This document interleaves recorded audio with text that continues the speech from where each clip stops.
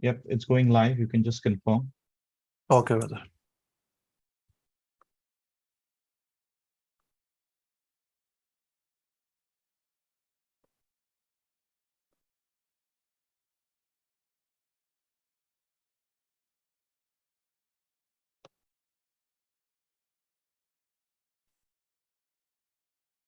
Okay. Yes, Brother Saleh, Yes, just brother, it's confirm live to now. me. It's working? Okay, alhamdulillah. Okay, we just quickly get started. Just let me set it up over here as well so I can track any questions which may come up.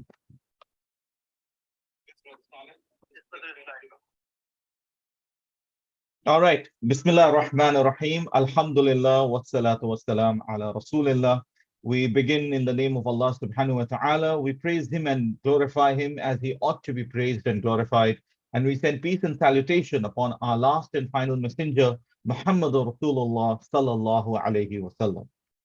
Ahlan wa sahlan. I welcome all of you to a new Corporate Connect session this week. And today we will be discussing about corporate grooming, the importance of professional grooming, and what are the basics of grooming that we need to keep in mind as we embark upon our career.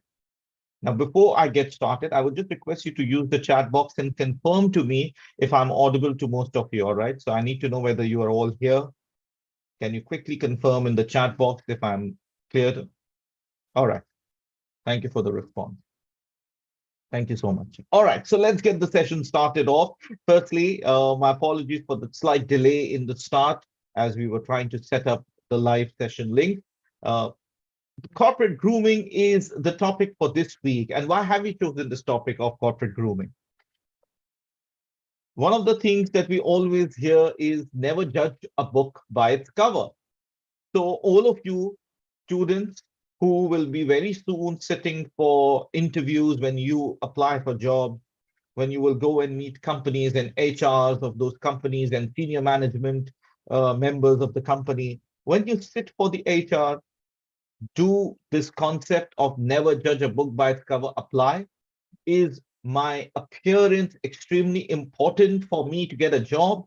Or is my CV and my achievement, my academic achievement, or if I have some professional achievement, as in I have worked somewhere, isn't that sufficient? Should I be judged on the basis of how I dress up or I don't dress up, how I sport a look or I don't sport a certain kind of look? Should I be judged on the basis of that? That's the topic that we are discussing today. We will look into this topic and we'll try and understand why corporate grooming is important. We don't say that your quality, your academic experiences, your academic knowledge is to be set aside. They're extremely important, they're extremely critical.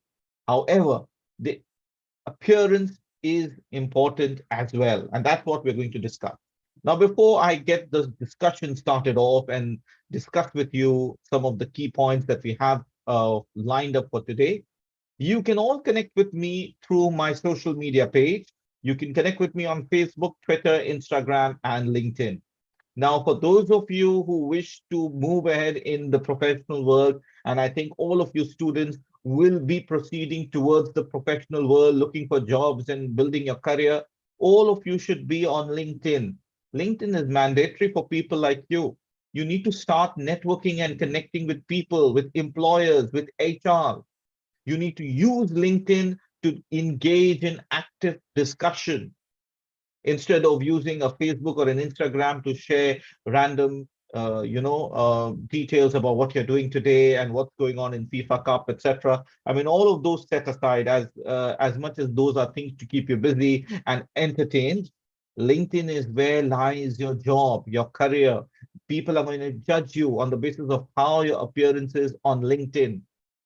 We keep hearing nowadays that companies are engaging in checking social media accounts. They do a search to see how are you present on social media, what kind of discussions you are engaging on in social media. All right, there's the adhan happening here around. So what we're going to do is we're just going to pause for a couple of minutes. We'll wait for the adhan to conclude and then we'll start the session.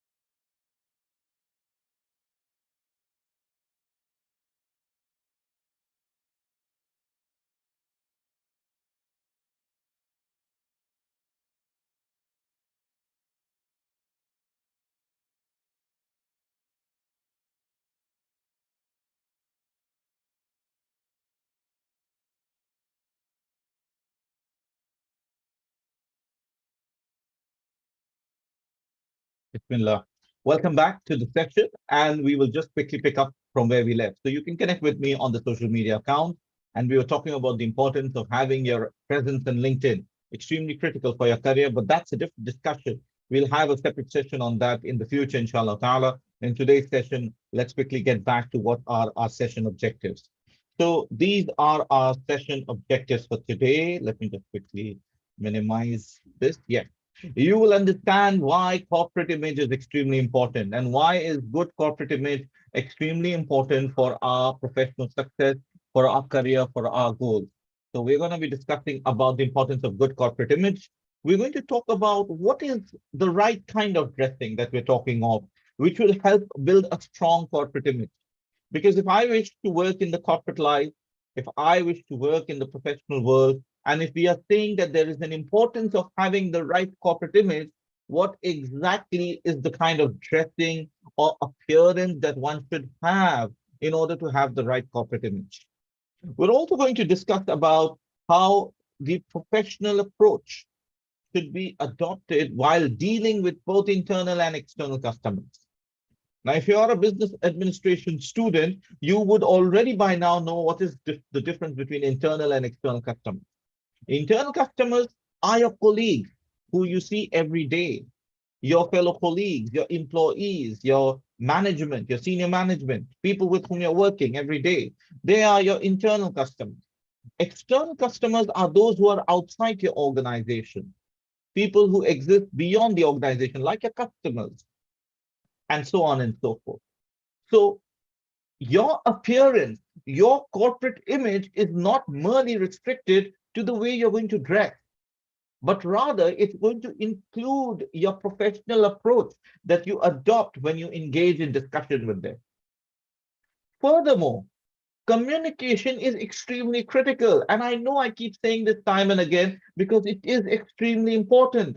You need to have good communication skills. Your corporate image is not going to be good if you're not able to communicate. So communication is extremely important. That's the way people are going to judge you, how you're going to talk, how do you talk, how do you communicate your ideas, how do you communicate your thoughts, what are the kind of words that you use, how do you express yourself. All of this is going to help in developing what is called a good corporate image. So that's what we're discussing today. So let's get the discussion started off. The first impressions are often the truest. And this is a very famous thing. We keep hearing about it, that the first impression is the last impression. The most lasting impression is the first impression. The first impressions are often considered the truest impression. Now, in order to have a discussion on this, let us see how we can work upon our appearance, how we can work upon improving our appearance, and why is appearance important. Did you know that your appearance, the way you present yourself, see, when I talk of appearance, I want to specify over here that we're not talking about how you look like, because Allah subhanahu wa ta'ala has mentioned in the Quran that He has created us as the best of creation. So all of us are the best of creation created. However, what we're talking of today by appearances, how are you presenting yourself? Are you coming across as a person who's shabbily dressed? Are you a person who keeps your hair disheveled? Are you a person who takes extra caution on how you dress up, making sure that your clothes, your trousers and your shoes and your socks, they're all following a certain matching pattern? Are you one of those? Or you're on the other side who really don't care about all of this because that is not important. I don't have time to do these matching. I just need to focus on doing sales, getting business for the firm, and growing the revenue. That's enough. Nothing else is more important. At the end, what matters is my skill, not how I look. Are you one of those? Well, I hold a different view today, and I want you to understand this. People are going to judge you on the basis of your appearance. People will judge you on the basis of your body language, how you talk, how you present yourself. People will judge you on the basis of how you communicate, your verbal communication. Your appearance is communicating. Your body language is communicating. Your tone is communicating. And the words that you use is also communicating something about you. It is creating a lasting impression upon people. So we are talking about appearance. So why is appearance important? Look, we are not saying that the quality of work is not important. Everything is now brought down after this discussion to how I look. So it doesn't really matter whether I get good marks. It doesn't really matter whether I meet my targets for the team or for the company where I'm working. All that matters is how do I look like? No, I don't say that. I am going to, in fact, say that your quality of work does matter. It's important. At the end, your performance will be judged on the basis of the numbers that you have delivered. However, your appearance is important and it's part of your overall makeup in the organization. Your appearance is creating an immediate impression, not only upon your customers, but also on your colleagues, on your senior management. And I'm going to share some small incidents which I've had in the past. When I used to work around 15 years back with a financial institution, back in those days, this was the first winter that I was spending in that organization. And I was really looking forward to getting myself a new suit stitched for the office. I was really excited because I used to take, and I feel I still do take a lot of interest in the kind of matching and clothing that I wear. Well, alhamdulillah.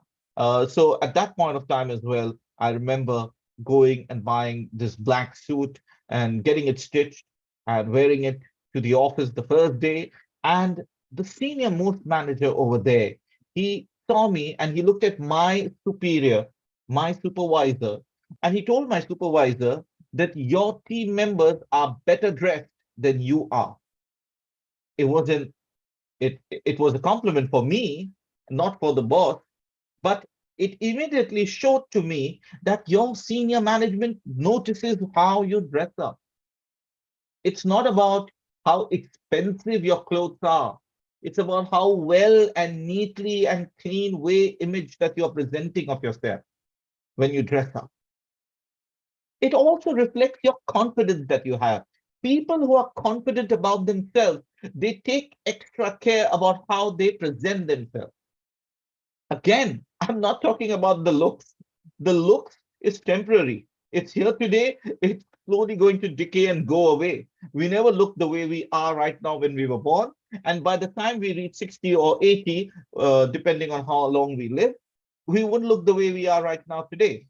So the looks are going to change, but the style, the way you present yourself, the way you come for meetings and discussions and talk, this reflects your confidence, how confident you are. And if you're a confident person, by default, you're going to be more productive in the organization. Your output level will rise in the organization. You'll be focused in the organization to perform, to do better. Because when I go to meet my customers, I know I'm dressed up well. I know I can talk well, alhamdulillah. So all of this is extremely critical and important. Furthermore, capability and knowledge, which we said matters. What kind of capability you have, your skills, if you're a student, your knowledge that you have gained, all of this is important. We're not saying that they're not important, but so is your appearance. It's going to help you gain respect in your organization. People will not only look up to you for your knowledge, people will not only look up to you for your skills that you have, but people will see that you are actually a leader. Not only do you have the knowledge, not only do you have the skills, but you also know how to present yourself. You are a complete package to be a leader in the future. Furthermore, good appearances do not only apply to men, but it also applies to women at the workplace. So when we talk about appearance, good appearance does not necessarily mean that only men are entitled to have the good appearance. Women, in their own modest way and the conservative way, maintaining the Islamic values, can also appear to be professional. Now, in today's discussion, we're not going to touch too much upon the aspects relating to women dressing. We will touch upon a bit on men's dressing. but we will try to keep it generalized as far as possible. For women dressing, we will inshallah try to have another corporate connect session exclusively for the females, where we will try to have another industry leader, preferably a sister, to come and have a discussion on this matter. However, if you're watching this session, please, the female students, stay back, listen to the lecture. You'll still end up learning quite a few things by the end of the session. As I said, it's not customized only for the men. There are a lot of things which are going to come up in the session, which will apply to the female students as well. Okay, so imagine you walk up to your office today, you have a workplace, and you see that a colleague has turned up in a disheveled way in the workplace. Can you imagine this gentleman on the screen? Can you imagine you have a person who works like this, zombie looking, hair going here, haywire? All right. No one wears those glasses anyhow. But the point that we're trying to make is, what would be your impression if you have to turn up to a workplace and you see someone dressed up like this? What would be your impression if you, as a customer, walk into a bank or you walk into any service organization and you see a person is dressed up like this? Would you feel confident to talk to him? Would you feel that he'll be able to resolve your problems? Would you feel safe and secure talking to him? But probably not. I will not feel secure talking to a person like this. I don't know what he's going to do with my queries. He'd probably end up making things worse for me. So we will form impression about people the moment we see the way they present themselves. This is human tendency. We tend to form impression. The impression can be good impression, it can be a bad impression. Now, a bad impression could mean that even if a person has good skills, he has good knowledge, I'm going to judge him on the basis of the appearance and the impression that I have already formed of him. So if my impression about him is not good, and if I have what is called the devil's horn effect, you know, back in India, I can tell you, we used to have this television company called Onida. And Onida used to have this devil who used to come on the television, and he had two horns. All right. So imagine, so the devil's horn effect basically says that the moment you see somebody as a devil, now not literally a devil, but what you mean is you form a bad impression about him, a negative impression about him, you're going to keep judging every good thing which he does with that same filter that you have already put up about him. This is human tendency. This is how human beings work. We tend to form impressions about people on the basis of the first appearance that we've seen of them. And that is why we said that the first impression is the truest. In most cases, most of the time, you will end up seeing that whatever appearance or impression I formed on the basis of a person's appearance, his activities and nature is also corresponding to the way he dressed up or the way he appeared in front of me. So that is why this discussion is important. You need to look after the way you groom yourself, the way you present yourself, both male students and female students. This goes out to both of you. All right. Next up, we have the next thing that we have coming up is the dressing for men. So let's now talk about the dressing for men. As far as men are concerned, they should preferably in a formal setup. Now, nowadays, whether it's summer or winter, many companies prefer, they have a dress code policy. And their dress code policy says that men should try and wear dark colored business suits. Now, when I say dark colored business suits, it could be black, it could be gray, it could be navy blue, it could be any of these three colors. These are the safest colors to wear: black, gray, or navy blue. These are the safest colors to play. When I say gray, I don't mean the light steel gray, okay? I mean the gray which is on the darker shade. So the dark colored business suits like black and gray or navy blue are safe colors to wear at a workplace in a formal setup. These are formal colors. And you can complement them with a white colored shirt and a collar shirt, and that to a full sleeve shirt. You can't wear half sleeve shirt to workplace because that does not look formal. You need to make sure that you wear a full sleeve shirt. Preferably get a cufflink, and you can put on a cufflink as well. But the cufflink should not be a fancy cufflink. It should not be a display of money. It should not be a coupling which has a lot of crystals and diamonds. The objective of a coupling is to keep things professional. Professional dressing is not dressing with too many jewelry on your body. All right, that's not called professional dressing. Now, in a casual meeting, in a casual setup, you can wear a light blue color shirt as well. But remember, it should be a collar shirt. All right, it cannot be those Chinese collar shirt. A proper collar shirt like the one which I'm wearing right now in front of you. So these are good for casual or conservative appearances. And of course, when we're talking about trousers, if it's a business suit, you can actually match it with your blazer. But if you're not wearing a business suit, it's always better to go for black or navy blue trousers. These are the safest trousers. And any person should always have a black and a navy blue trouser in their wardrobe. These are the safest clothes to wear for man if they are working and they need something for a professional setup. So that's as far as dressing for men is concerned. Now, to add on more to it, you can even include ties as part of formal dressing because some companies require, as part of their dress code policy, that you put on a tie. Now, what kind of ties to wear? Back in my days when I started working, and we had a couple of people who had just joined us fresh. I had already been in the system for a year, and I saw these two guys who had come in as interns. They were working, they were students like you, and they had joined in as interns. One of them was told that next day you need to wear a tie and cuff. And guess what he did? He wore a red color tie, a bright red tie, which had a lot of US dollar sign made on it. All right, it had those dollar notes made on it. And his argument was that, it's a financial institution, so I thought it will look formal. Now, as funny as it looked and as funny as it sounds, this does not look formal. All right. So you need to make sure that the colors of the tie that you wear are simple colors, white, black, dark red, maybe a mix of them. Simple, simple tie is what you have to wear. You don't have to wear those gaudy ties. You don't have to wear those shiny ties. You can't wear silk ties because we avoid wearing things which is silk. Men avoid wearing silk and gold. So you have to keep that in mind in your dressing. Avoid half sleeve shirts.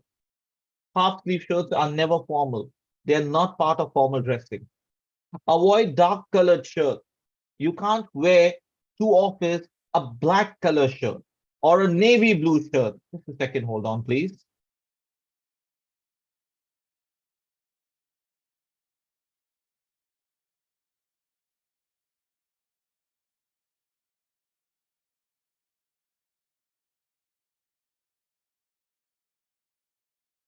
Okay, my apologies about that. So we'll continue with our discussion. Please try and make sure that you avoid the half sleeve shirts, or a half sleeve shirts is not a big no at workplace. Now, in some companies, there is something called a dress down day on a Saturday. So the last day of the week is generally when people do wear light colored trousers and they also wear, a dark colored shirt. Dress down is fine. On dress down days, it's fine. You can go in for half sleeve shirts if the dress code policy of the company allows it. But again, as I mentioned, if you have to meet customers, and I can tell you this is what the financial institutions do normally. If you are in sales, which involves meeting with customers, they will ask you to avoid the dress down policy. The dress down policy is only there for people working in the branch. If you go out and meet customers, you need to make sure you're wearing at least full sleeve shirts. And we were talking about avoiding dark colored shirts like black or navy blue shirts. Avoid these dark colored shirts. They don't look formal. They are party wear shirts. And you should not be wearing them to office. Okay, dark colored shirts are generally worn in a casual setup. Maybe if you have your own business which does not involve meeting customers. Some of the work that we do may involve not meeting workers, not meeting customers.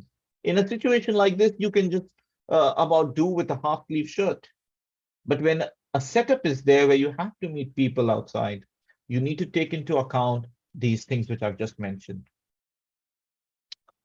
All right, moving on. The sock is extremely important part of your outfit as well. You can't wear these short socks which have now become something in fashion. You have to wear proper socks which cover a portion of your calf as well. So the color of the sock should match the trousers. So if you're wearing a black trouser, then you can match it with a black color sock. If you're wearing a navy blue trouser, you can wear a navy blue sock. Many people wear dark colored trousers and they wear white socks. That does not look professional. It could be a casual outfit. With a casual outfit, you can pull it on. But with a formal setup, you should avoid doing that. All right. So socks should match with the color of the trousers. Shoes must be polished. Every day in the morning when you step out for the work, you must make sure that your shoes are polished. This is basic part of your appearance. One of the things that people first see when they meet you is your shoes. How well your shoes have been kept. Does your shoes need to be changed? Sometimes people do not like to invest too much on their shoes. They feel that's not important.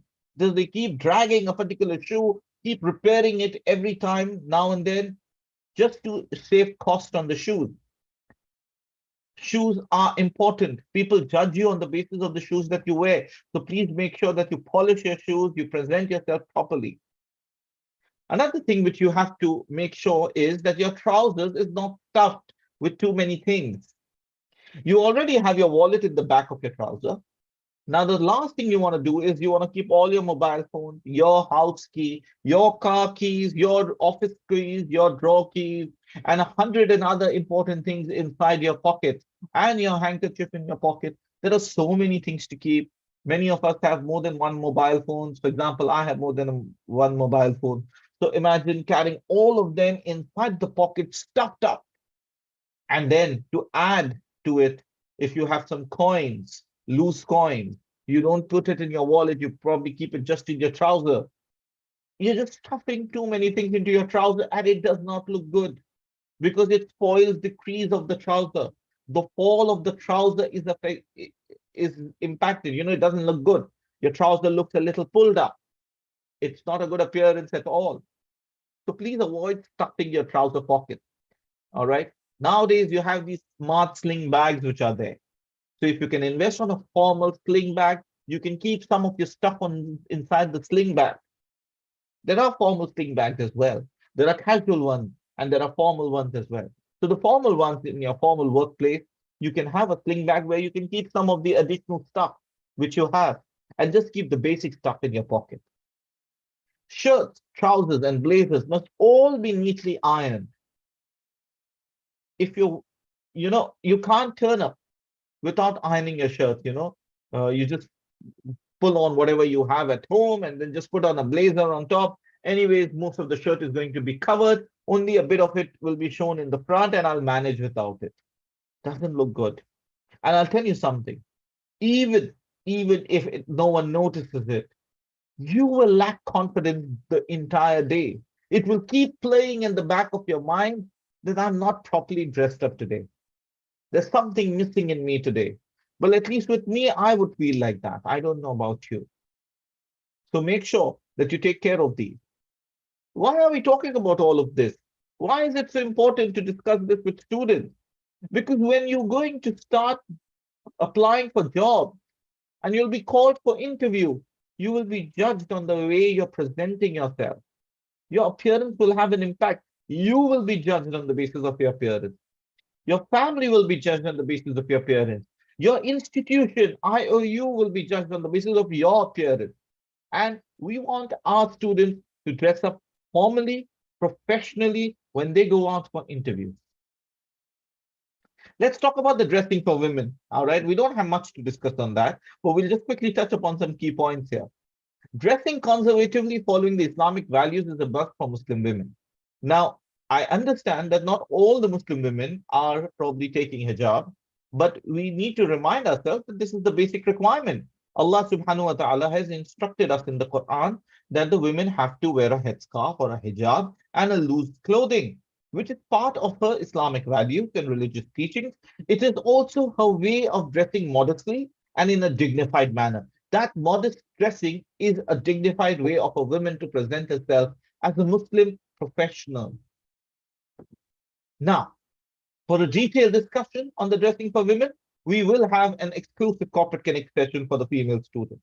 If you have any questions, though, you can come up with your questions today, as long as the questions are not touching on the fiqh aspect, the jurisprudence aspect of dressing, that is the Islamic Sharia.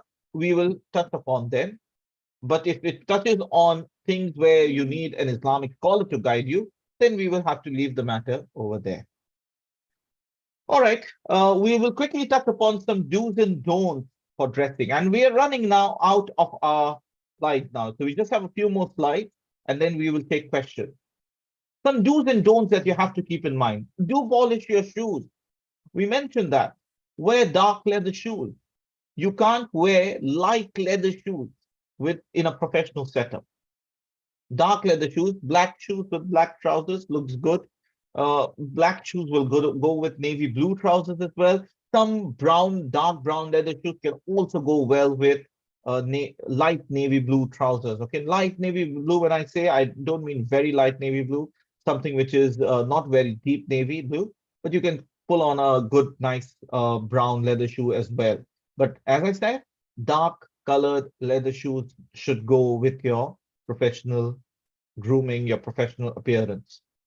Avoid wearing bulky sports watches with your professional attire. You're dressed up properly in a suit, and then you go ahead and put on a big, bulky sports watch. It doesn't look good. It's not at all formal. Avoid that. Preferably wear something which is a decent watch, which goes with your professional attire. Again, as I said, the idea is not to wear expensive stuff. The idea is to wear things in a proper manner. I don't think anyway we have tried to speak on buying expensive stuff to and wear those as part of your outfit. We're not talking about any of those. Keep your nails clipped and clean. This is part of hygiene, which is in Islam as well. Islam expects of us that we should clip our nails regularly, that we should keep our fingers clean. You're going to go and meet customers and shake hands with them. Imagine you just had food and your hand got all those food particles still on them. Or maybe, the grease is still there on your hand, sticky hand, smelling of food. And you go and meet customers. Doesn't look formal, all right? So please make sure that you keep your hands washed, do manicure of your hand, goes for men and women both. Even men need to do it. Please understand, this is what I'm saying from experience, that many men mess it up over here as well. Long, dirty nails, not clipped. This is a big no. Women must avoid putting loud colored nail polish at workplace. All right, you can use soft shades or natural color. Again, we leave it over here. If there are further questions on the colors and the shades, we'll have somebody who is an expert from the sisters wing to discuss on these matters. But what we mean is you can't wear red colored nail polish, blue colored nail polish to workplace. They are not supposed to be worn in the workplace. As much as you may like them, like those colors and shades, for a workplace, it doesn't look formal and it catches unnecessary attention, which is also going against the Islamic values that we were talking about. Men, when they keep their beard and mustache, they must make sure, and we know that this is part of the Islamic attire for a man as well, make sure that your beard is properly trimmed. It's well-trimmed beard. When I say well-trimmed beard, I mean the hair coming out like this doesn't look good. So make sure that you use the beard oil and you sort out your hair. This portion, if you want to just groom it up a little bit, you can go ahead and do it. Some people like to just leave it the way it is. No problem. Whatever you do, make sure that the beard is neat and clean. It is well trimmed and well groomed, basically. That is what I mean to say. You can use some beard oil, etc., which can help maintain a professional look. The length of the beard, again, if the dress code policy allows you to keep a long beard, well, alhamdulillah, no problem. Again, keep a long beard, but keep it well groomed. Apply the beard oil. I know of a person who, mashallah, used to sport a very long beard in his workplace. Well, what he used to do was, he actually used to do this. He used to put his beard inside his shirt and then he used to button up the second button over here, all right? Not the collar button, all right? Now, of course, he was working in a setup where he didn't have to wear ties, etc. But that's how he used to do it. All right. That's the way he used to present himself. I am not asking all of you to start doing that. Put your beard inside your shirt. You don't have to do that. Apply a beard oil, and that should do the job. A very important point over here. Please use a proper body deodorant or a body spray at your workplace. You can't use loud perfume, strong perfume. You can't use something which is going to start catching attention. You can't use strong attar. Uh, you have to avoid all of that. Use proper deodorant or body spray to make sure that your body does not give out odor, which is going to become difficult for people to sit next to you. Imagine you have to go and meet people and customers, and you're sitting next to your customer and you're smelling. Your body is giving out uh, signals which says, stay away from me, don't come close to me. All right. The customer is probably will try to end the conversation as soon as he can. He'll not like to listen to you. If you put a very loud perfume, a very strong perfume, he'll probably be lost in the perfume. All right. So he'll still not focus in your discussion. So the idea is not that he should lose his focus either which way. The idea is that you use proper deodorant and spray so that you don't start smelling. All right. It's not to make the other one smell how not the idea of a body spray or deodorant. It's just to make sure that your body does not, when you're sweating out, etc. Some people have strong body odor. So in order to neutralize that, use a good proper deodorant or a body spray. Okay. Now we talk about an aspect of appearance which involves talking with people, your customers, your workplace colleagues, your seniors. Speak to them respectfully. The way you talk to people, people are going to judge you on the basis of that. Your colleagues will judge you on the basis of that. If you're courteous with them, if you talk respectfully to them, you're creating an appearance, an impression about yourself in the organization. So you need to make sure that you speak respectfully to people, inshallah ta'ala. Okay, I'm just quickly running through the chat box to see what's happening there. Nothing is happening. All right. Okay, let's move on. There were some 10 messages, but it's okay. So let's move on. So yeah, speak respectfully and courteously with people in your workplace. Avoid the using of coarse language. Now, you see, you're at a workplace. You can't speak the way you would probably be speaking with your friends when you're playing sports with them, or you're hanging out in the gully and playing a game of cricket or football, and you start screaming and yelling at your friends. You can't use that kind of a language at workplace.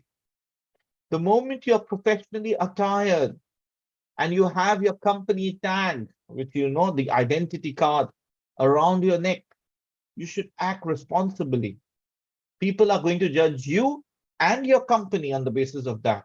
Maybe that person could have been your future customer, but the way you presented yourself, you not only created an impression about yourself, which is not good, but also about the organization. Look what kind of people the organization hires. So make sure that you avoid using coarse language.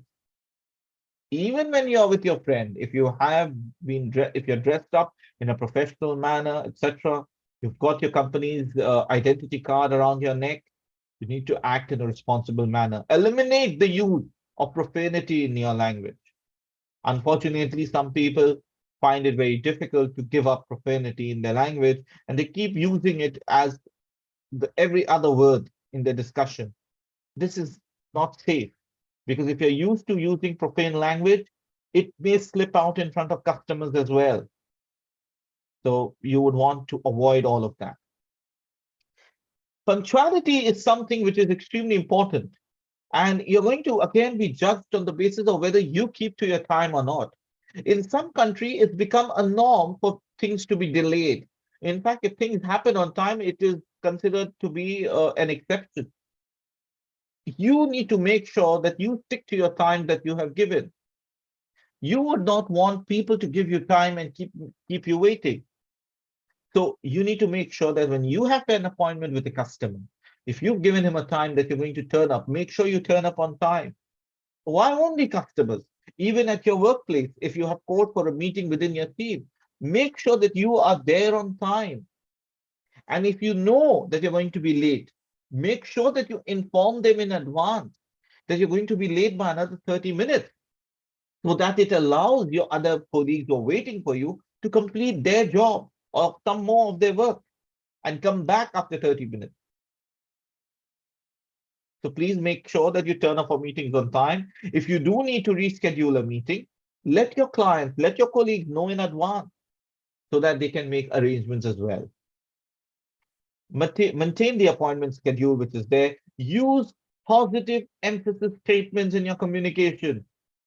If I can't make it to a meeting today, I can give 101 excuses, but they will all be negative emphasis statements.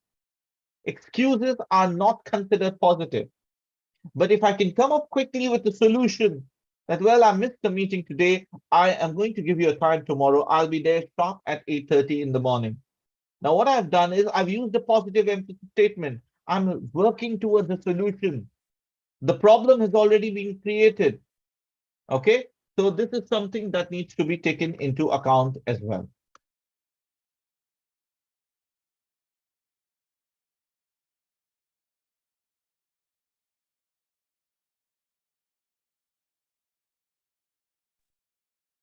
Okay, so try to use positive emphasis statements in your discussion. Another example of positive emphasis statements could be when your manager has given you a work to complete and you were supposed to submit it by the end of the day today, and you know you can't complete the work or you missed the deadline. Now, when you come the next day, you can tell him, well, sir, I felt sick, so I could not complete the work on time, and I would want you to give me another extra extended time, and so on and so forth. And you can give excuses.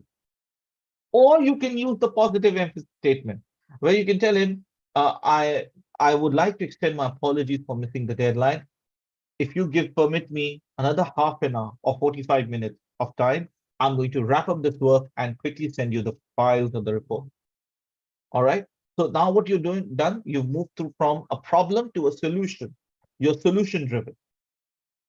If you need to reschedule a meeting, okay, we've discussed that. Let's move on with some more do's and don'ts, which you have to keep in mind. Following the business card etiquette.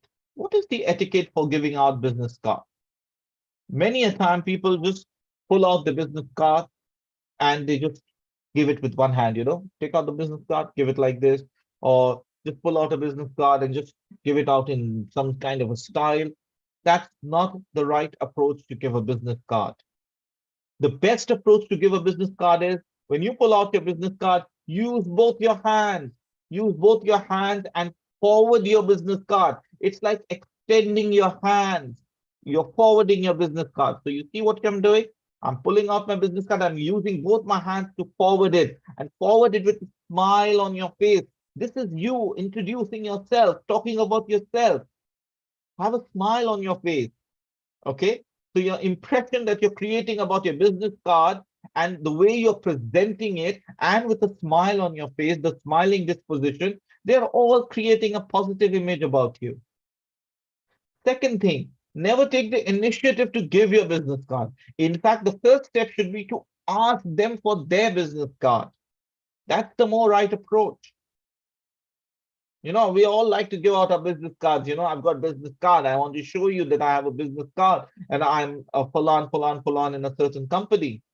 We're all excited for that. However, keep the excitement at bay. Focus on the etiquette of giving the business card. You don't take the lead. You can ask them to give their business card. So can I have your business card? So is there a way I can get in touch? Do you have a business card on you? So when you ask him for a business card, he may have it or he may not have it. If he has it, when you take the business card from him, take a moment to have a look at the business card. Don't just take it and keep it. Or if someone offers you his business card, don't tell him, sir, I don't need your business card. I already have it. I have your contact details, sir. I don't need your business card. Don't say that. That's quite embarrassing for a person who's giving his business card to you. Okay. So if someone gives you his business card, take the business card and quickly have a look at the business card. If something is interesting about the business card, or if there is something which you can compliment him on his business card, compliment him. We all like listening to compliments, don't we? We all like to hear compliments. That's why we always encourage you to give feedback. Well, you can give criticisms as well. All right, no problem. All are welcome. So follow the business card etiquette, which I've mentioned. Now, another important point is you don't have to give your business card to everyone you meet. All right. So there is a level of price that you have to put to your business card. Do I really need to give someone a business card? Then only I need to pull it out and give it. Otherwise, with some people, you can note down my number, sir. So you have to decide whether the business card is important or not. All right. Typically, you give a business card to a person who you know can help you network with more people, who can help you do referencing, someone who will respect you and value whatever is mentioned on your business card. All right. Okay. Now, when using mobile phones, what are the etiquettes that we have to keep in mind? Speak in a hushed tone. You get a call and you start screaming and yelling and talking without understanding the environment around you. That shows that you lack mobile phone etiquette. Talk in a hushed tone. Use soft, gentle ringtone. Avoid loud music. All right. So you are using a formal setup. Suddenly, the loud music starts playing. Brian Adams, John Bon Jovi, and all those loud music is playing on your mobile phones. Wow. Mini pop world. That's what your mobile phone is. Well, maybe that music is of interest to you, but it may not be good in the eyes of your customer. He's going to form impression about you. I'll tell you an interesting incident which happened about a few years back. I remember that we were sitting for dinner and there was this gentleman, he is a scholar who was sitting across the table, and he is not a person who watches movies, etc. I mean, that's what I take it. He doesn't watch movies, etc. And then suddenly there was this mobile phone which started ringing and it was playing a very popular music from the Bollywood movie. And kind of looked very embarrassing that, where's the music coming from, especially in front of the scholar. Well, to all our surprise, the music or the sound was coming from his mobile phone. That was his ringtone. And he really didn't know that this is actually supposed to be a music from a certain random movie in the Bollywood industry. So this can become extremely embarrassing. All right. So you avoid these loud music on the mobile phone, a simple ring, or keeping the phone on a vibration mode in the meeting. That's what I just did. I have kept both my phones on vibration mode right now. So if there is a call which is coming, it's not going to divert my attention. It's not going to distract you people. Imagine in the middle of a discussion and my phone keeps ringing and I'm getting distracted. It doesn't look good. Okay. Now, when you're answering the call, how do you answer the call? You get a call, how do you answer? Yes, tell me, how can I help you today? Imagine someone talking to you like this. It sounds not only disappointing, it is lacking enthusiasm. The last thing you will feel is that this person is going to offer any help to you. You'll feel awkward asking the person for any help. So when your customers are calling you, when your colleagues are calling you, when your seniors are calling you, speak with warmth and speak with some level of enthusiasm. I'm not asking you to get excited. I don't want you to start jumping over the moon that, oh, yes, sir, tell me, how can I help you? No, maintain your dignity, maintain the calmness, which is part of your nature, but show some level of enthusiasm that they feel important. Make them feel important that, yes, you're looking forward to talking to them. Yes, sir, please tell me, how can I help you today? Now, that is a nice way of making the person feel that you're there to assist him. And we're living in a service industry today. It's all about the customer. The customer is the king. Whoever is able to keep the customer happy will occupy the space of mind, the space of heart, everything. Whichever brand is able to control this. So you would like to make sure that you are contributing positively to that. Okay. Inform the people when you're going to put them on hold or mute and treat them respectfully. If I have to put someone on hold, I don't just in the middle of a conversation just receive a call. I can tell him, so I'm getting another call. Can I kindly put you on hold for 30 seconds or 45 seconds? And then after 30, 45 seconds, you need to quickly get back to that call if you feel that it's going to take a little longer, because I can take another call. And then that person is talking, and I'm going on talking for 3 minutes, 5 minutes. I've already asked him to stay on hold for 45 seconds. 45 seconds got over a long time back. So what you need to do then is you need to make sure that you need to again pull up your call and tell him, sir, I'm going to take a little while. Can I get back to you in half an hour? Can I call you back in 45 minutes? Or is there a suitable time when I can call you? Now, these are etiquette of talking on the phone. If you have to put someone on mute, don't have to tell them, you don't have to just place them on mute. Tell them, sir, can I place you on mute for some time? These show that you have etiquette. Look, many will not do this. I know many will not do this. But if you do it, you'll stand out. You'll create the difference for yourself. People who do this create a difference for themselves. You feel good to talk to such people. All right. And we are working towards building that grooming space for ourselves where people look at us with a positive impression. All right. The last bit that I want to discuss. We discussed about the appearance. We spoke about how you can work on building your connect with your customers.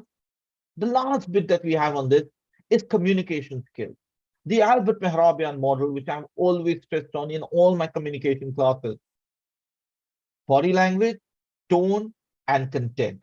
These are three essential features of your communication. You cannot do without them. Many people will only focus on the content. How does body language matter? What does tone have to do with my communication? But let me tell you very plainly, your content, as much as it is important, we are not ruling out your content. Content in and of itself can only convey the message effectively by 7%. The effectiveness of communication using merely content is 7%. I'll give you an example. Let me give you an example right now. Let's go back to the previous slide. And I'm going to now do a presentation using only content, no body language, no tone. Watch me. Do's and don'ts. Follow the business card etiquette. When using mobile phones, speak in hushed tone. Use a soft, gentle ringtone and avoid loud music. Use the vibration mode in meetings. Always answer the call with warmth and some level of enthusiasm. Inform the people when you put them on hold or mute and treat them respectfully. Trust me, I'm feeling sleepy reading this. All right. It's not in my nature to read it like this. And I'm already feeling sleepy. Look, content is important, isn't it? All of this which we read is important. And we just read it a few minutes back. Using body language, using the tone, use a soft, gentle ringtone. Avoid loud music. Now you see how my tone is being modulated? When I'm saying soft, my voice becomes soft. When I say loud, my voice becomes loud. That is tone. How important tone is in a communication. And Albert Mehrabian says that nearly 38% is tone. The effectiveness of communication or effectiveness of conveying a message, sorry, the ability to convey the message effectively using tone is 38%. Now, tone doesn't mean you have to scream. Follow the business card etiquette when using mobile phones, speak in hushed tone. You don't have to scream. I didn't ask you to scream.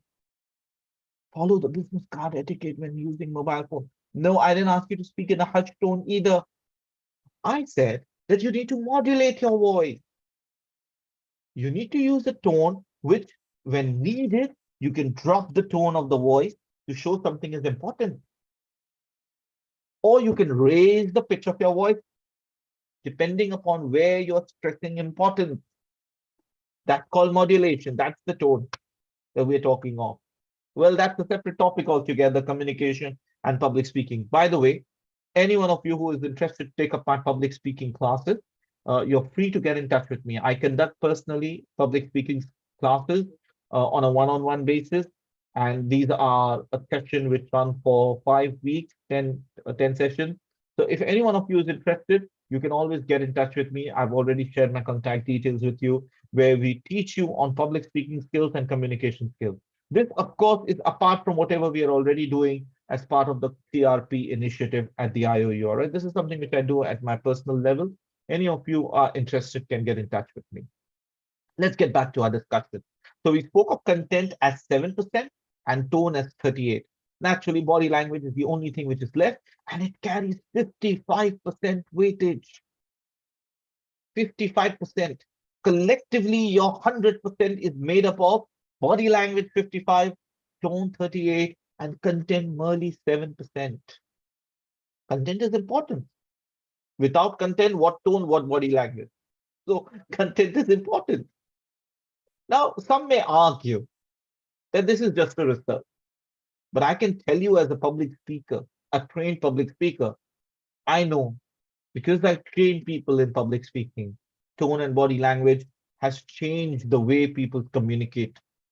It changes the way you communicate. Your body language is important, the way you express yourself, your hand movement, the way you're using your hand movement, using the right body language. I'm talking about the eyes. I'm talking about the nose. Do you hear me? This is right body language. Do you hear me? Do you have eyes? Now you see, this is also a body language, but this is not an appropriate body language. When I'm talking about the eyes, I can point towards the eyes. Do you know that Allah subhanahu wa ta'ala, I point towards the sky because I know that Allah subhanahu wa ta'ala is fil sama. All right. So using body language is extremely critical.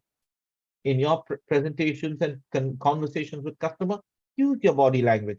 Don't be too loud in your body language. All right. When you're talking to your customers, you start, speaking in this manner. Looks a little clumsy and embarrassing, especially in a one-on-one meeting, like I'm doing it right now. I'm just trying to use basic body language when I'm communicating with you people. Okay. The last bit that I want to share with all of you before we'll open up for question and answers, the way we dress affects the way we think. Remember, I spoke about your confidence. Your self-confidence depends upon the way you dress, the way you feel about yourself, the way you act. Remember, your confidence goes up, you feel motivated, your productivity will go up, the way you act will change. And all of this will lead to a way others are going to react to you. That will change. People will react to you positively. All right. So I've shared something with all of you now. I'm going to open up the forum for question and answers. Thank you so much for taking your time out and attending the presentation. Once again, you can connect with me on Facebook, on Twitter, on Instagram, and on LinkedIn as well. All right. So you have my Facebook page. You can like me on the Facebook page, like me on the Twitter page, Insta, and LinkedIn. Before I take questions, I want to just quickly remind you all once again, as students, please make sure you avoid getting into controversial discussions on social media. Social media is your public profile. Your employers are going to watch you on your social media before they hire you. The last thing I want to see on social media is that I'm hiring a person called, let's say, Abdul Qadir, and I see that Abdul Qadir is engaging in controversial discussions. He is using profane languages, and I find that he is engaging in, unethical practices in on social media. What impression do I have? I have about him. I have a negative impression about him. We all do that, by the way. When I have to hire people in my department and when I get CVs, I actually do check randomly on the social media to see what's happening. What's happening? What kind of opinions and views you have? So keep that in mind. Maintain a proper social media profile, a healthy social media profile. Join different groups and engage in good discussion, academic discussion, healthy discussion. That's what you're supposed to do. You're students, you're supposed to engage in healthy discussion. So engage in that. All right. Thank you so much for taking your time out and attending the session. We will now open up the forums for question and answer session. Let me switch off the present. Okay, let the presentation be there. Abdul Hakim has his hand raised. I'm going to invite people to raise their hands and ask questions. If you want to type and send in your question, you still raise your hand, all right? You keep your question typed. When I call out your name, you then forward it in the chat box, all right? So at this point of time, I only see Abdul Hakim has his hands raised. So we're going to start inviting Abdul Hakim first to pose his question. Abdul Hakim, please go ahead and pose your question. If you want me to give you the mic access, I've already done that. Yes, Abdul Hakim, go ahead. نعم السلام عليكم ورحمة الله وبركاته sir. Alaikum salam wa rahmatullah. نعم thank you for your time sir. جزاكم الله خيرا. May Almighty Allah subhanahu wa ta'ala reward you abundantly. Sorry, I beg your نعم pardon. نعم I said thank you for your time. May Almighty Allah subhanahu wa ta'ala reward you abundantly sir. Amin. Amin. Barakallahu fi. نعم sir. نعم my question is this sir. Now you know we as a Muslim there are some greetings that we are taught, like whenever we found ourselves, like the saying of Taslim, saying of mashallah, saying of maybe jazakumullahu khairan, and you know, like maybe if we find ourselves in maybe some companies, and you know, them as they used to say that the first thing about a Muslim is we should like spread the Taslim. We should spread the Taslim. So will it, you know, the company that maybe we found ourselves in some companies, although it might not be an Islamic company. So let's say it is, you know, like multi religious company. So there are different religious this thing there. So now will it as a Muslim? So what are the things that we, although apart from dressing, so what are the things that we can do concerning that? Good question.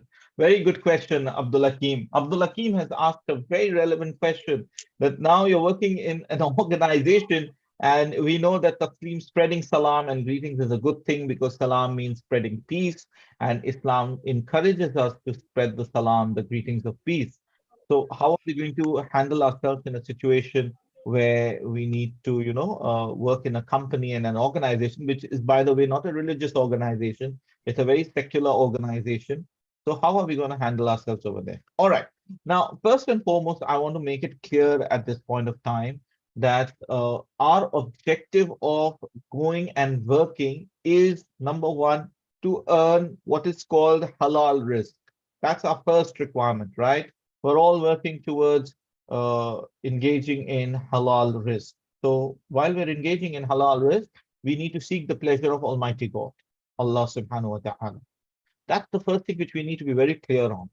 The second thing is, in a workplace, we will be meeting people from different communities and different backgrounds. We're living in a global village. You're not only working in your country, you might be actually working with people who are in different other parts of the world. For example, right now, I could be based in one part of the world, you are based in some other part of the world, and we are still talking to each other. We are still engaging in with each other, right? So for me, you are one of those who are taking my service. I'm a service provider right now, right? IOU is a service provider, and within IOU, we have a lot of us who are working as employees who are spread in different parts of the world. So how are we going now with IOU? It's not an issue because it's a Muslim organization, and therefore it's very common for us to use the greetings of salam with one another. How are we going to do it in a secular organization? Well, naturally, in a secular organization, you will have to come down to using the basics of good morning and good evening. I mean, when I know that my colleague over there is not going to appreciate greetings of salam, etc., because it's not part of his religious belief systems, etc., he is coming to the organization purely to work. So I should try and stick to the greeting, the general greetings of good morning and good evening. That's what I have to do. All right. So that's one of the things that you will have to keep in mind. In addition to this, Abdul Hakim also mentioned about usages of things like Barakallahu Feek, MashaAllah, Insha'Allah. Now, you see, Insha'Allah, by the way, has now slowly become very common. All right. Previously, it was something unique only to the Muslims. But I see nowadays many people from other communities also using Insha'Allah. All right. Whenever they're talking about something to happen in the future, they also use Insha'Allah. Now, if I know I'm in an organization where my using of inshallah may be considered to be, trying to force a religious opinion of you, I can still say inshallah in a soft tone, in a hushed tone, so that my Rabb knows that I have said inshallah. So, sir, I'm going to do this job tomorrow. Just give me time till tomorrow, inshallah. Now, you say inshallah to yourself. If I can say inshallah aloud and it's going to be accepted, no problem. All right. So yes, you will have to keep these things fine tune a bit of this, inshallah ta'ala. when you are in an organization, in a workplace. Ringtones, for example, I can tell you that when I started working uh, in a financial institution, and those days caller tunes were very common, and I can tell you that I actually recorded Surah Al-Fatiha in the voice of Sheikh Sudais. I played that audio and I recorded that, and I had kept that as the caller tune. So one of my line manager, who was also a Muslim, he came to me and he said that, look, this is not professional because you're working in a secular organization. 95% of your clients are non-Muslims. And what are their understanding of Surah Al-Fatiha in Arabic? Many of them would probably be in the washroom when you're calling them, and they'll probably be sitting on the pot and receiving your call. And the first thing, or they're calling you up, and the first thing that, because when you're on the pot, a lot of ideas come in. So maybe a client thinks of getting in touch with his bank, and he calls me up, and then the first thing he hears is Surah Al-Fatiha playing. For him, what does Surah Al-Fatiha in Arabic mean? He doesn't even understand what's going on. All right, except for the fact that he wonders why is it that somebody is working in a secular organization and playing loud ringtones and collar tunes, which is in Arabic, all right, which is of course religious tone. I personally would also feel very awkward when I would call fellow colleagues from other faiths and community, and their collar tunes used to start having, chants and mantras from their faith. It used to sound very awkward. It doesn't look professional. Or if I call up someone and you have the loud music playing over there as a caller tune. So all of these, you should try to neutralize it. All right. These are things which can be done away with. Yes. Usage of things like inshallah, mashallah, which comes very naturally to us. Jazakallah khair, barakallahu feekum. These are things which come naturally to us, but you can fine tune them a bit at your workplace if it's a secular organization and use it appropriately as and when required. Abdul Hakim, I hope I have been able to give you some clarity. You have your hands raised, but I'm going to come back to you later. Let's see if there are anyone else who's got a question. So any one of you who has a question, please raise your hand and let me know. If not, I'm going to go to Abdul Hakim. All right, let me just quickly check what's happening on YouTube. If there are questions on YouTube, you can just type it in. Is it possible to get a soft copy of your presentation, sir? Well, I'll see if I can send you the soft copy. You can get in touch with me on either of these options which I've given you, and I'll try and see if I can share it with you. No problem, inshallah ta'ala. More than the soft copy, focus on the presentation because there are a lot of things which I've shared which you will not find in the presentation. Because my presentation always uses bulleted points. The explanation comes from me. So keep that in mind. Those watching on YouTube, if you have questions, you can post it in the chat box on YouTube, and I'll take the questions from there. Adam, you have your hands raised, so please go ahead. Adam Umar, please go ahead with your question. Assalamu alaikum warahmatullahi wabarakatuh. Alaikum assalam wa rahmatullahi wa barakatuh. Alhamdulillah, alhamdulillah, I've listened to all the presentation. It was well relate. So my question is regarding the is there any of of the program, the recordings, please? Can you please come again once more, Adam, because I seem to have lost you in the middle. Due to me coming on very late, okay. Adam, this is recorded on YouTube, so you can just as soon as this session gets over, you can just go back to YouTube IOU page and you can view this recording entirely all over again as many times as you can. And please remember to subscribe to the IOU page and remember to like the video and share the video as well. Okay. All right. All right. So Adam has asked his question. Adam, you can mute yourself. Abdul Hakim, you can go ahead and ask your question.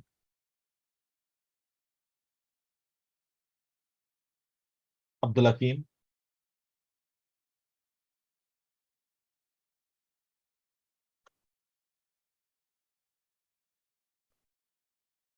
All right. There don't seem to be a question from you, Abdul Hakim. I don't see any question coming from you. Anyone else has any question, please feel free to ask me. All right. I request all of you as you're listening to this session right now, please send in your feedback. Remember the email that you received with the link for this session? You already have it. It had an email address of the CRP department. Please send in your feedback about the session. I mean, I appreciate the fact that some of you are saying good things about the session. Some of you may feel that the session has not met the objective, so you can feel free to criticize. Some of you may feel that there are a lot of other things which needs to be included in the session.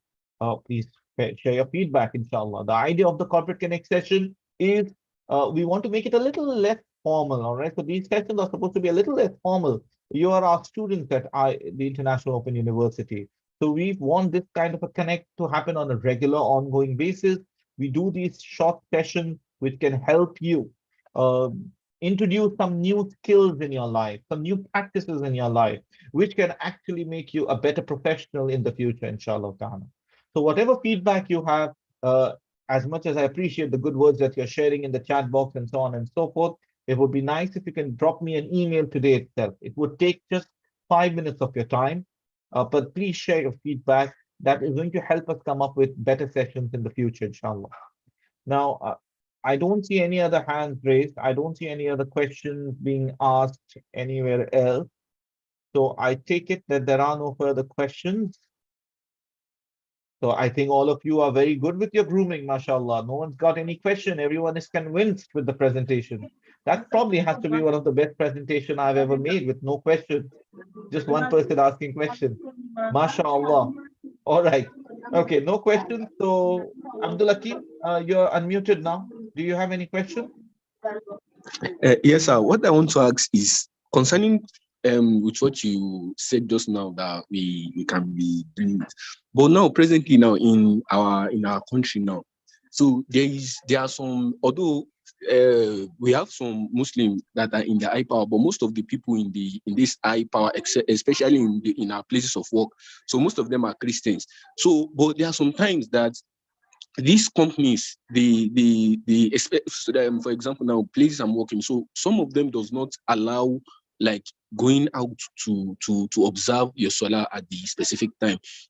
Although there used to be break, so during that break, so we used to like use that period to like observe our solar. But as a Muslim, can we like maybe seek for from the management that they should like allow us, or they should, although it's not in the company procedure, so can we ask them that is we as a Muslim, so we are obliged to like observe our 5 daily prayers. So should it make it compulsory on the company that they should allow us, that they should give us a specific time for us to be praying, or we should just like be using the break period to the solar? Will it be like a sin for us? Like, you know, we know that this thing is compulsory for us as a Muslim, but we are not allowed to do it in our place of work. So should we make it compulsory to on the, although it's not, there is no, I don't think maybe there will be a way for us to make it compulsory on them, sir. Is there any way? Okay, Abdul Hakim. I'm sorry, I muted you before you completed. I thought you completed your question. That's why I muted you. Okay, that's another good question that has been asked, and this has to do with Salah at workplace. How are we going to manage our Salah?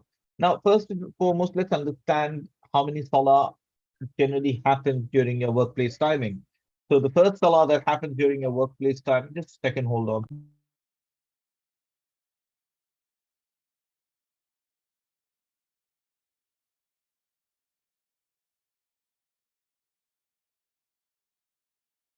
Okay, so the first thing that happens as far as your Salah is concerned, Fajr you would probably be reading at home in the morning. So then you have your Zuhr Salah and Asr Salah. And some cases it could be the Maghrib Salah depending on the time of the day, whether it's the winter months or the summer months, the days are long or the days are short. So typically it's these three Salah which fall in that category. Now, Zohar can always be cut off during the lunch break. So during the lunch break which you get, whether it's 30 minutes or 1 hour, you can actually go on a lighter lunch and make sure that you're able to pull out 10 to 15 minutes to at least offer your compulsory first salah, so that your basics as far as Zohar is concerned is completed. You have read your Zohar salah. Likewise for your Asr break, now you see you have to try and argue and make presentation in front of your people. You need to tell your managers how you that there are people who are taking these 10-10 minute cigarette break.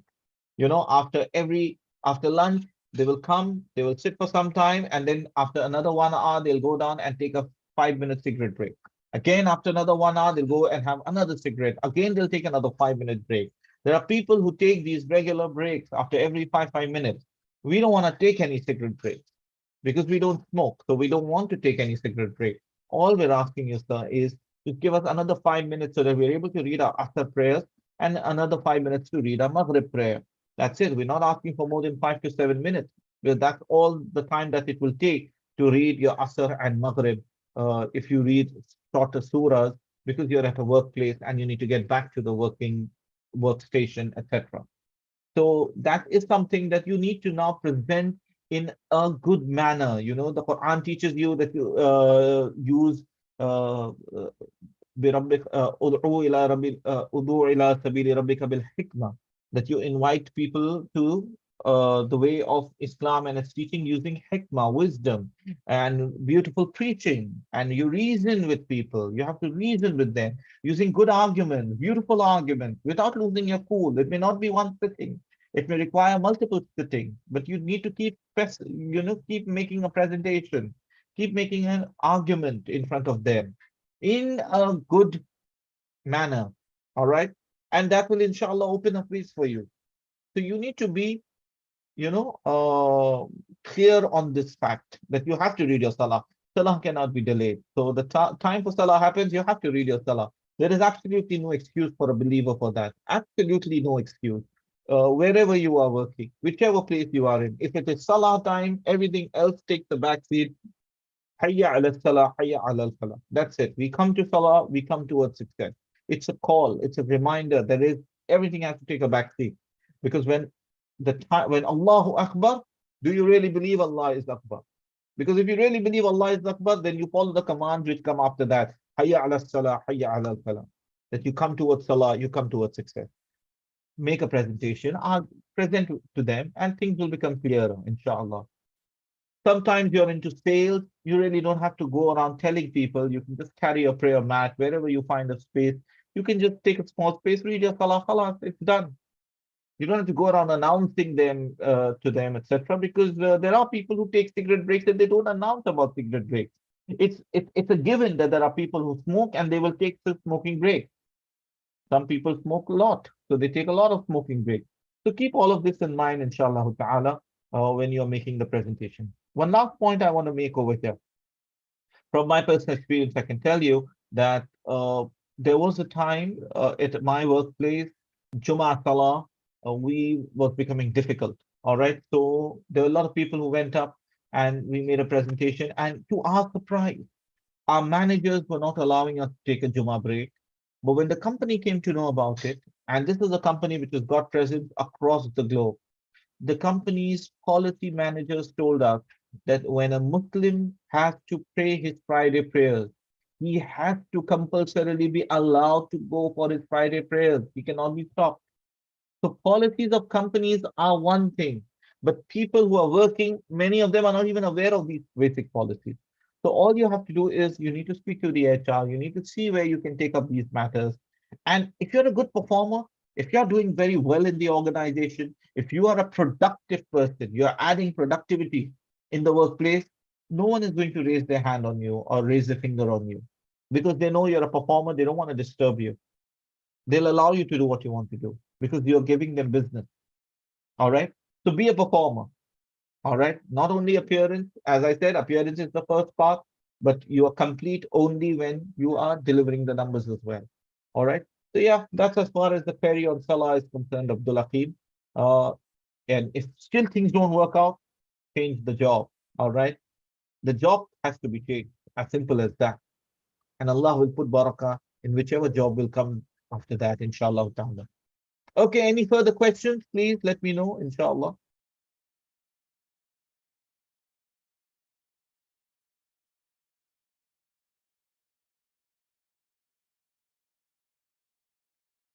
There was a question on barriers to communication. I'm going to come back to you, Casimiro. I'll just take that question on barriers to communication. What are the barriers to communication? Now, barriers to communication, there are many of them. I'm just going to touch on one major barrier which you need to keep in mind.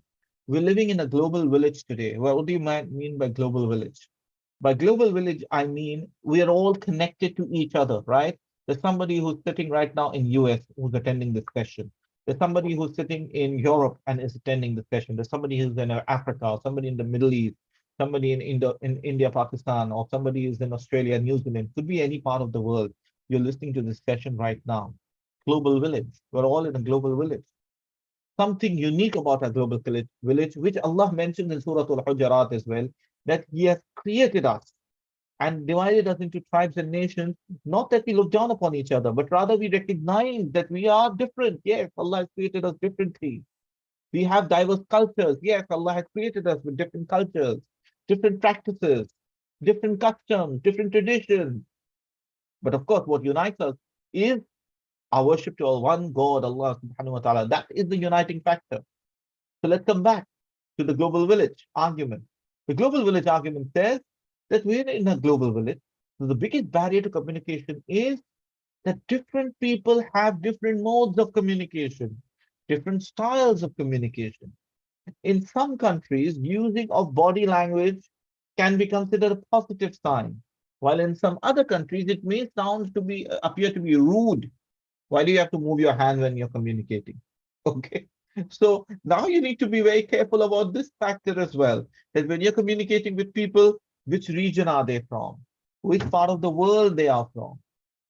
Some people, for example, I can tell you from India, where I come from, people in India have a habit to, open their mouth and talk. So they're very clear in their communication.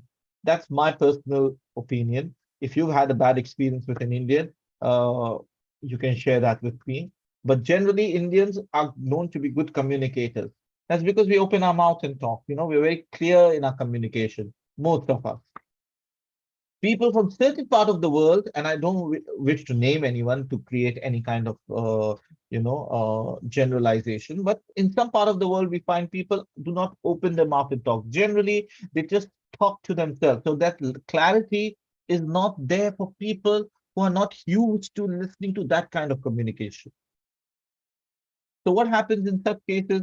We ask people to go a little slow, speak a little clearly, open your mouth and talk, which, by the way, in public speaking and communication is a rule. If you want to be a good communicator, stand in front of the mirror and talk to yourself with your mouth open, open your mouth and talk to yourself. If you can talk with your mouth open, your communication, your words will come out clearly. All right. So barriers to communication, customs is a barrier to communication. Cultures are a barrier to communication. Our values and belief systems are a barriers to communication. Your values are different from my value system. Your beliefs may be different from my belief system. Your customs, your culture, your traditions may be different from my cultures and traditions. All these are barriers to communication. Yet, the barriers to communication cannot be entirely eliminated. All of them cannot be eliminated. I can't ask you to leave your culture. I can't leave my culture. So we have some of our cultural aspects. But how can we still communicate knowing the fact that there is a barrier to communication? Because once I know there is a barrier, I will do what is called risk management. There is a risk. The barrier to communication is a risk to my communication. My communication may fall flat.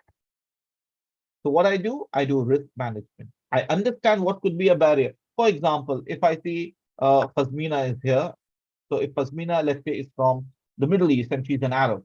So if I know she's an Arab and she has a certain custom and tradition, and I have a certain custom and tradition, and we are communicating with each other, I will take cognizance of the fact that she's from the Arab world, and maybe there are certain things unique about their communication style, which I should be careful of, which I should be sensitive to, being sensitive to the different cultures and traditions and practices of people, so that we are able to overcome the barriers to communication.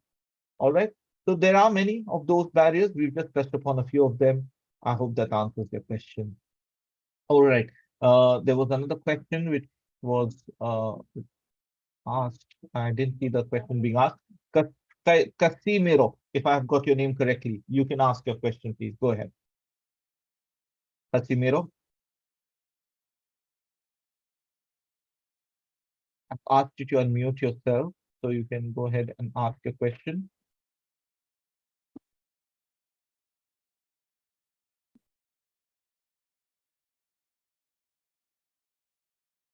All right. Yes, please go ahead. Yeah, I have any questions. So I was to ask you to repeat again the question with Mr. Mansour's answer because I don't get when you explain Mr. Abdul Hakim the last question who he was asked. I didn't get your response. When your response didn't get very low when you answered him, and then Okay, I I think you're asked saying that you you didn't hear the answer to the last question. Is that what you're saying? of course. I Okay. said of The last course. question which he asked was reading the Salah at workplace, correct? Yeah. And to that, we said that you have to read your Salah on time. There is absolutely no excuse about it. And we said that what you have to do is in a workplace, there are times when people take cigarette breaks, when they're working, people who smoke, they take regular cigarette breaks. People take regular washroom breaks. So if you see collectively, there are people who end up actually taking nearly 20, 25 minutes break only in smoking every day.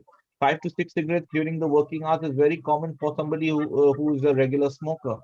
All right, not even a chain smoker, just a regular smoker. Chain smokers would probably be smoking even more at the workplace. Plus, the level of stress is more at the workplace, so people smoke more at the workplace. So when there are people taking 20, 25 minutes break just to smoke, you can just argue and present your matter that look, I don't smoke, so I'm not going to be eating up those 25 minutes here. But if these 5 minutes I get over here, inshallah, I will just fulfill my commitment towards my religion as well. This is my basic, which I have to do. All right. So this is how you have to make a presentation. We also said that if things don't work out, then change your job, leave the job and find another job for yourself because your prayers cannot be delayed. If your prayers are getting delayed, then there's something really problematic about your job. How can you expect your job to give you barakah and blessing when it is not helping you fulfill your most basic command to read your salah on time? So you need to think and ponder over that. All right. I hope that answers your question.